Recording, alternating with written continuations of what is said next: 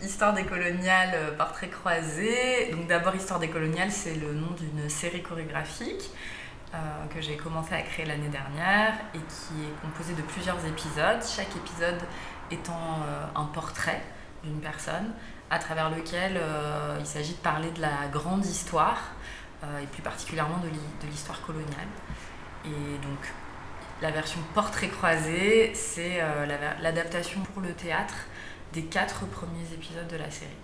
Au départ, je ne savais pas, quand j'ai pensé cette forme chorale d'une certaine manière, je ne savais pas jusqu'à quel point j'allais aller dans le fait de mélanger vraiment les portraits et de chercher à faire groupe, ou au contraire de plutôt présenter une pièce qui est le rassemblement de ces 4 personnes et de ces 4 solos, de ces 4 portraits, mais sans forcément chercher à plus que ça les entrelacer.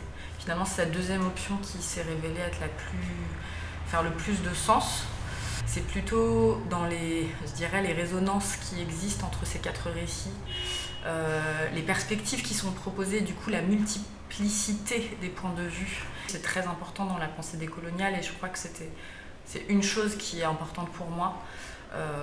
Et justement pour sortir un peu des logiques binaires de lecture, notamment de l'histoire, mais de problématiques un peu sociétales qui sont assez délicates à embrasser.